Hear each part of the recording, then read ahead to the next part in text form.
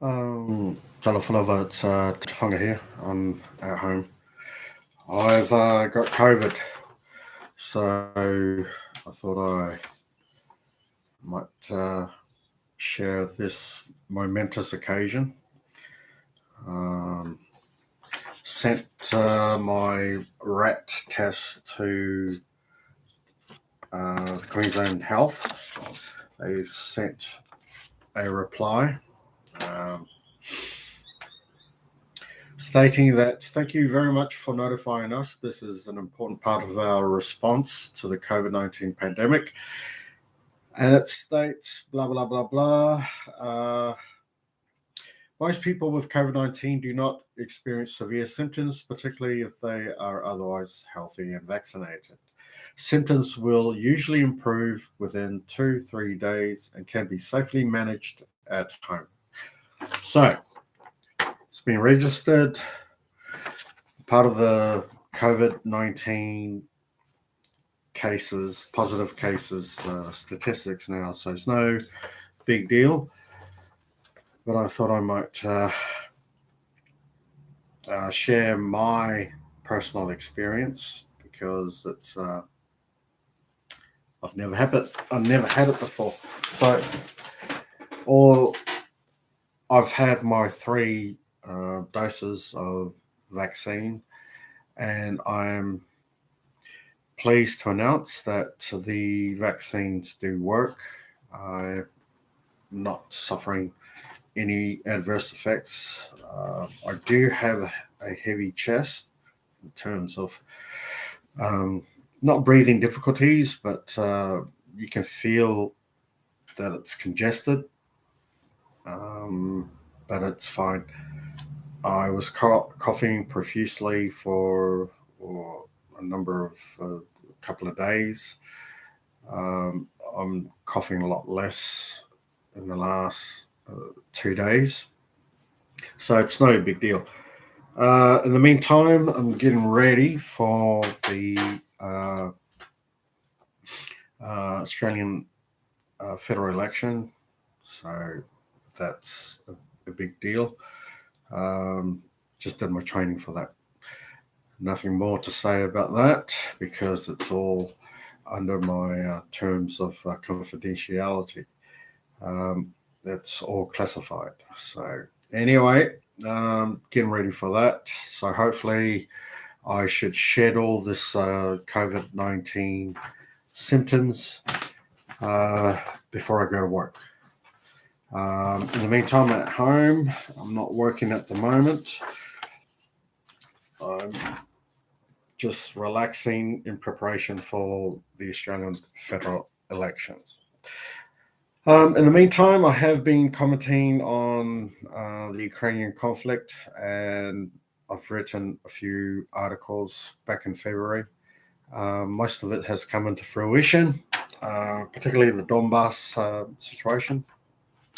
This misconception and Western media and NATO misinformation and disinformation that has been disseminated regarding the Donbass conflict with regards to the February raid by the Russian military on Western Ukraine, which in many regards was in response to many of the entreaties that were preferred by the Russian administration towards the Zelensky government, which were ignored, and the various breaches of the Minsk agreement was relatively ignored by the Zelensky administration, which, because it was unheeded, the ultimatum was also ignored, which resulted in the special military operation, which is basically deploying 70 or thereabouts BTGs of the Russian military into Western Ukraine, which has ended, and the term invasion is a misnomer. It's actually an incorrect term. It's a raid. So the Russians have the primary objective, which was to demilitarize the Ukrainian military, which they have done, and a bit excessively, but they have done it. And to this moment in time, they're still in the process of demilitarizing. They're being reinforced by the NATO forces. America has sent helicopters and heavy armor to assist the Ukrainian defense, which in itself is incorrect. They're not defending their lands anymore. It's too late.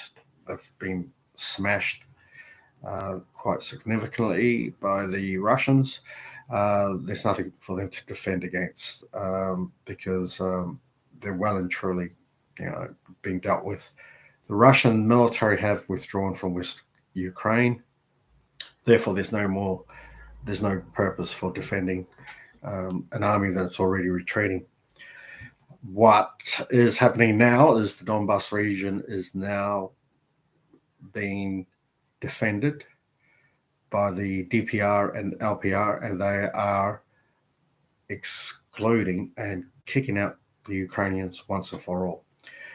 The Donbas region will subsequently declare their independence, which is the Novorossiya independent nation, which is in recognition of the Donetsk People's Republic and the Lugansk People's Republic independence from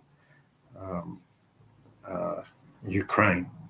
Now, what seems to be the problem is the misunderstanding of the recent history of the collapse of the Soviet Union since Glasnost and Perestroika, which in effect had created the nation, or well, actually recreated the new nation known as Ukraine in 1991.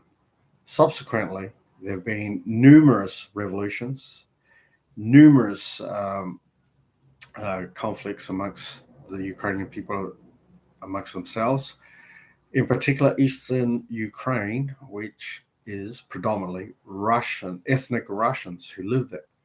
Now, recently we've had the Mariupol conflict and the attack of the Azovstal steel plant by the DPR and the Russians. Now, what has that to do with what's going on? Well, Russia has come to assist the DPR to liberate Mariupol from the Ukrainians. You hear me right? Ukraine are the occupiers of Mariupol. Mariupol, the local militia of Mariupol, is actually the DPR, not Ukraine. The Ukrainians in 2014 occupied Mariupol from the DPR. So the DPR are actually the local militia, the local military. Now the DPR were ousted from Mariupol by the Ukrainian military. Now you should go to YouTube and you have a look at all the conflicts in Mariupol since their referenda in 2014. Mariupol local government were overthrown by the Ukrainian government from Kiev.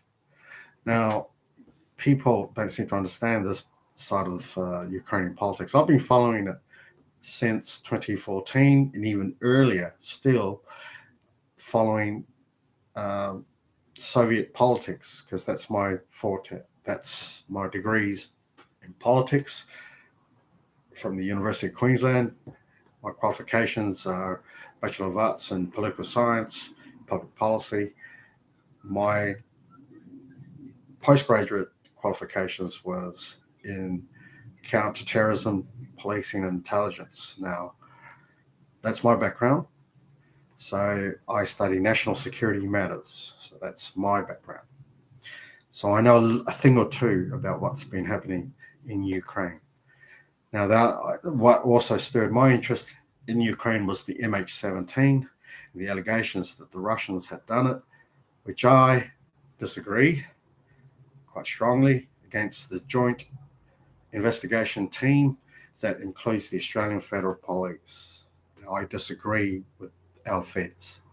Now, that being said, the situation in Ukraine is coming into fruition as I had predicted, and my writings regarding that situation and the groupthink, which is a term used by Janice Irving, describing fiascos. Now, the CIA in America are used to fiascos. Now, the Donbass conflict and the Russian-Ukrainian conflict is a fiasco for the CIA, and what everyone knows in the national security analysts, they know the term groupthink. Now you know this is called groupthink. Now, I'll end my discussion on that whilst I recover from COVID. So, groupthink is something that Americans are experts on. They're idiots. All right. Yeah, so